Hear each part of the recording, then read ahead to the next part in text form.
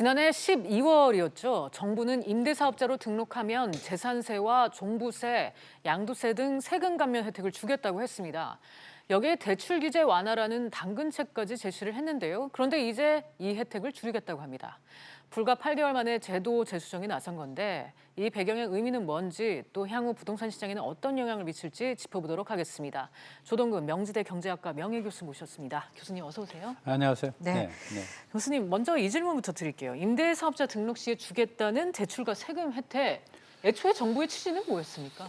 기본적으로 민간 쪽에 이제 임대사업자를 이제 양성하겠다는 거죠. 근데 그 방향은 맞아요, 사실이요. 네. 예, 공공임대만 생각하면 안 되거든요. 뭐 임대는 공공만 하지는 않고요. 네. 우리나라도 이제 유학생 많이 들어오잖아요. 네. 외국인 많이 들어오는데 그러면은 이제 사실은 단기 임대 수요가 많아요. 이거를 국가가 책임지는 건 불가능하고요. 민간에서 충분히 상업적인 베이스에서 공급할 수 있기 때문에 저는 굉장히 좀 중요하다 보거든요. 네. 그리고 요새 뭐 직업이 마땅치 않잖아요. 뭐 부동산 임대업이 뭐 부끄러운 직업입니까? 그렇지는 않아요, 사실이요. 네. 그리고 예를 들어서 이제 그 은퇴 세대가 뭐를 하겠습니까? 그러니까 이제 좀 저축을 해가지고 약간 이제 좀 시드마니가 되면은 그거를 좀 토대로 해서 임대 사업을 할 수 있어요. 그렇다면 뭐 크게 하는 건 아니잖아요. 작은 평수. 그래서 방향은 참 좋게 봤는데 이게 이제 뭐 부동산 대책하고 충돌이 되다 보니까 조금 일관성이 없는 것 같아요, 사실이요. 그러니까 네. 특혜는 좀 줄이더라도 방향은 좀 맞는데 이걸 다시 선회를 해서 사실상 없는 걸로 하겠다는 것처럼 보이더라고요. 이거는 아닌 것 같아요. 방향은 네. 맞습니다. 네. 지난해 이제 12월에 이제 정부가 정책을 발표한 이후에 임대사업자 등록이 꽤 늘죠. 늘었잖아요. 네, 당연하죠. 그러니까 네. 인간의 행동은 어디에 반응합니까? 유인에 반응하는 거죠. 네. 인센티브에 따라서 그래 물꼬를 터주면 그게 가게 돼 있어요.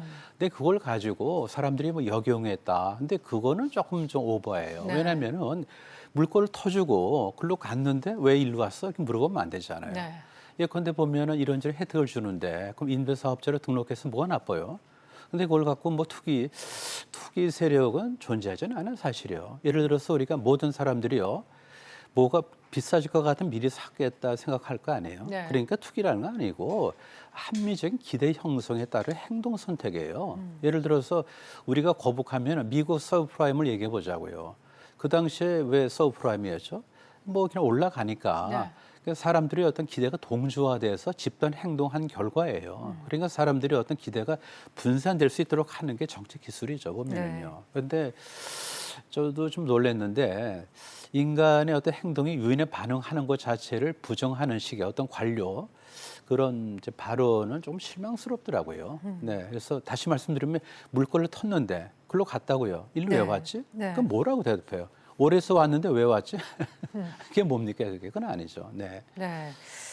그러니까 이 정부의 취지가 정확히 뭐였는지 이 투기만 부추겼다 이런 지적이 그러니까 나왔거든요. 이제 사실 그렇게 보지 마시고 금방 네. 앵커께서 말씀한 대로 그만큼 이제 임대 사업자가 늘었더라고요. 네. 보면은 이제 그 등록한 거 아니에요? 그게 성과죠. 보면 그러면은 어떤 인센티브를 할까? 그다음에 어떤 이제 혜택 없이 임대 사업자가 늘 수는 없잖아요. 네. 그렇죠. 따라서 세상은 항상 이제 주고받는 거죠. 그럼 정부에서 보면 아무 혜택 없이 그냥 뭐 사람들이 자발적으로 나는 살 위해서 일을 해야 되니까 나는 자발적으로 임대 사업자에 등록할 거야. 그런 사람 없어요, 사실이요. 그러니까 이제 혜택이 있으니까 이제 그걸 보고 들어간 거죠. 근데 가장 이제 중요한 것이 뭐냐면은 이제 역시 종합부동산세를 갖다 이제 이거를 합치지 않겠다는 거. 그다음에 이제 양도세를 조금 이렇게 중과세하지 않겠다는 거. 그리고 이제 LTV라고 그러죠, 보면. 그러니까 이제 론 투 밸류입니다. 그래서 네. 이제 주택담보대출 비율이 사실 때 타이트한데 이 경우에는 좀 넉넉히 좀 풀어줬어요.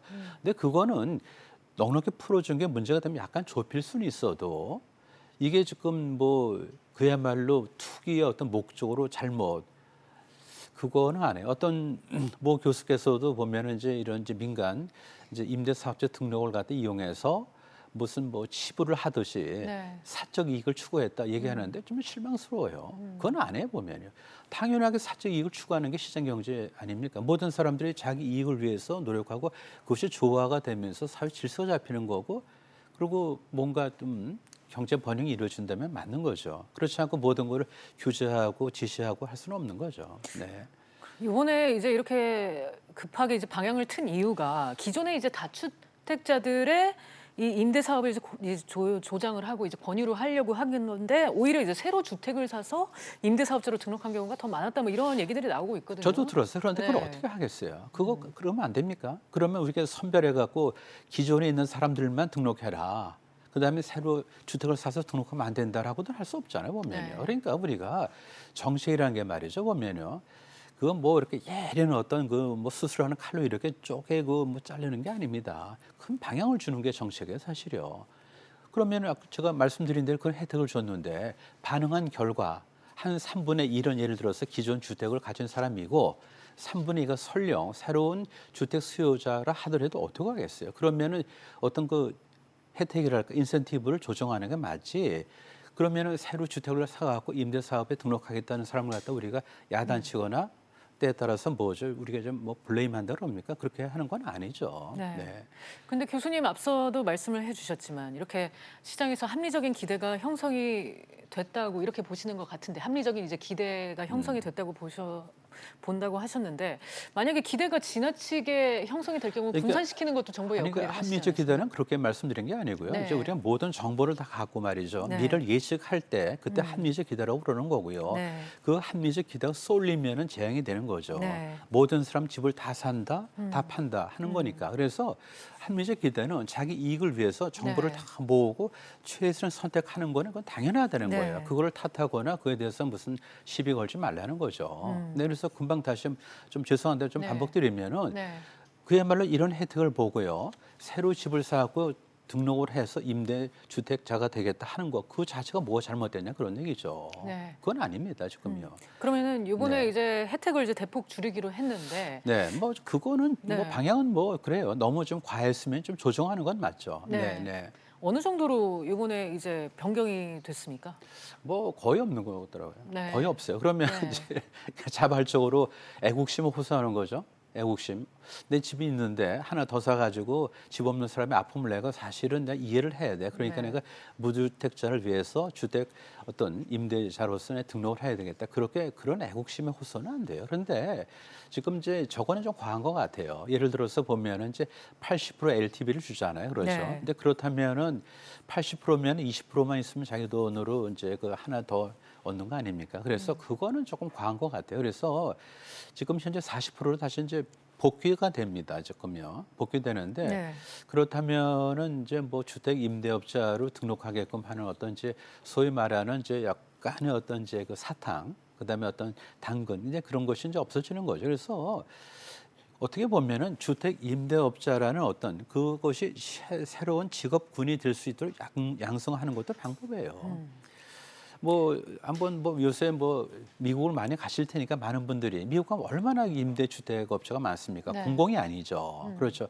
유학생 그걸로 많아요. 따라서 그 작은 원룸, 투룸 같은 거 이런 거 전부 다 민간 아파트거든요, 사실은. 그런 분들이 새로운 직업군이 되는 거예요. 그러니까 네. 우리도 보면은 거기를 좀 만들어야 돼요. 그런 직업군을. 네.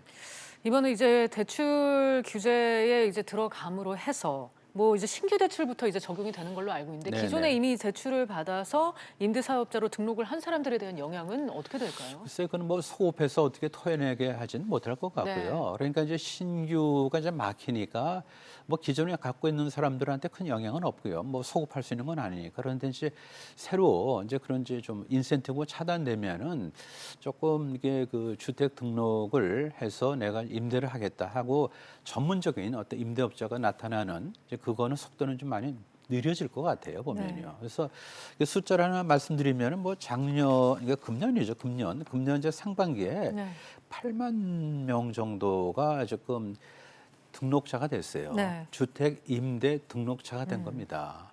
그러면은 이 8만은 대단한 거죠. 그리고 또 임대소득이 양성화되면은 국가에서는 임대소득세를 거둘 수 있잖아요. 그렇죠. 네. 네, 그러니까 그 하여튼 양성화 차원에서도 이거는 방향은 맞아요. 그러니까 조금 좀 이렇게 파인 튜닝이라고 그러나요 보면. 그러니까 이제 네. 지나친 인센티브 그것 때문에 조금 과열된 건 그걸 좀 시키는 범위로 가되 네. 민간도 분명히 공공만큼은 아니더라도 임대주택에 대해서 공급할 수 있는 그런 주체가 되고 그것이 개인한테 직업이 되고 국가에게는 임대소득세를 얻을 수 있는 새로운 원천이 된다. 네. 이런 정도 발생 전환이 필요하지 않을까요? 네. 이번에 이제 규제를 이제 다시 조이기로 하면서 이번에 이제 임대업에 대한 이제 혜택이 줄어들면 또 그만큼 또 시장에 제공되는 뭐 전월세 시장에도 영향을 미치지 않을까 하는. 좋은 지적이에요. 사실은 보면요, 누구든지요, 시장 경제 뭐냐면 자기를 방어할 수단이 있어요. 네. 그러고 수단이 없으면 피곤하지만 있으면은 다 방어를 하는 거. 그러면 네. 만약에 그렇게 해서 이제 뛰어들었는데 혜택이 다 없어진다. 그러면은 이미 갖고 있는 걸 가지고 전월세, 이게 이제 임대 시장이죠. 나가면서 자신의 어떤 그 뭐랄까 좀 그 일종의 어떤 손해되는 거를 이거를 이제 들어온 사람한테 전가시킬 수 있는 거죠. 그러니까 항상 정부가 원하는 대로 민간이 움직여지지는 않아요, 보면요. 그러니까 이제 잘못하면은 괜히 엉뚱한 사람한테 피해를 주는 거죠. 예를 들어서 뭐 종부세 올리세요. 올리세요. 하지만 뭐죠? 때에 따라서는 굉장히 뭡니까? 그게 세입자한테 불리할 겁니다, 보면요. 네. 그러니까 이 정책이라는 거는 물리적인 현상이 아니에요, 사실은. 심리적인 네. 그런 거기 때문에 그래서 제 생각 같아서는 아까 뭐 좀 전에 뭐 나오는 것 같던데 이걸 너무 뭐 증세를 해서 규제를 해서라기보다도 좀 원천적으로 큰 틀에서 정책을 펴야 돼요. 쉽게 말하면은 금리 인상도 우리가 한번 용기를 내야 돼요. 예컨대 우리가 댐에 물을 받아놔야 네. 필요할 때 물을 내보내서 뭐 발전도 하고 농업용수 쓰잖아요. 그러니까 평소에 약간 올려놔야 필요할 때 그걸 낮출 수가 있어요. 지금요. 네. 계속해서 지금 댐의 바닥인데 지금 우리나라 정도 좀 3만 불쯤 되고 이렇게 돌아가는 나라에서 현재 1.5% 기준금리가 맞다고 생각하세요? 안 해요. 물론 이제 이거는 이제 뭐 보는 시각에 따라 다르고 한국은행이 하겠지만은 우리가 때에 따라서는 큰 틀에서 유동성을 조절해서 금융시장에 접근하는 게 맞지. 이거를 다 놔두고 그냥 핀셋 갖고 다니면서 쿡쿡 찌르고 세금 갖고 해결된다? 예전에 참여정부 때 왜 해결 못했죠? 그렇게 이제 세금으로 했는데 지금 참여정부 지금 재현되고 있어요, 사실이요. 네. 교수님 마지막으로 하나만 여쭤볼게요. 이번 대책을 내놓은 이유가 결국은 이제 집값 상승을 막겠다는 취지인데 이렇게 이제 임대 사업자를 겨냥한 규제가 집값을 잡는 데 도움이 되겠습니까? 도움이 별로 안 될 것 같아요. 집값이 왜 올라갔겠어요? 한번 생각해 보세요. 참 이게 집값이라는 건요, 여러 개의 변수가 있어요. 네. 절대로 투기 세력이 아닙니다. 예컨대 보면은 강북에 자사고라고 그러죠. 네. 특목고 다 없었잖아요. 그렇죠. 그럼 뭐를 얘기하는 거예요? 누구든지 자기가 미래를 설계할 때 교육을 통해서 하는 겁니다. 그러면 뭐예요? 학군 좋은 쪽으로 가겠다는 어떤 그런 그것이 일차 불땡김이 된 네. 거예요. 그래 갖고 올라간 겁니다. 그다음에 다 주택자 죄졌습니까? 근데 뭘 갖다가 그거를 중과세 합니까? 그러다 보니까 똑똑한 지 하나만 갖겠다는 거 다 몰리는 거 아니에요. 네. 그러다 보니까 흔들면은 시장이라는 게 굉장히 그 안에서 좀 뭐랄까 자가 발전이 되는 게 있어요. 그렇기 때문에 이거를 뭐 규제를 통해서 잡겠다, 아니 임대소득을 얻겠다고 등록하는 사람한테 뭐를 갖다 그게 수단이 되겠어요. 따라서 뭐냐면 규제를 완화하고 공급을 갖다 늘리고요. 그러고 모든 사람들의 어떤 기대가 분산될 수 있도록 하는 게 맞습니다. 말씀드린 대로 집값이 오른다, 모두 동의하면 어떻게 되겠어요? 서로 살 거 아닙니까? 그러면 걷잡을 수 없는 거죠. 네. 네. 알겠습니다. 예, 오늘은 임대사업자 관련한 규제 강화와 관련해서 교수님과 조동근 교수님과 얘기 나눠봤습니다. 교수님 오늘 말씀 감사합니다. 네.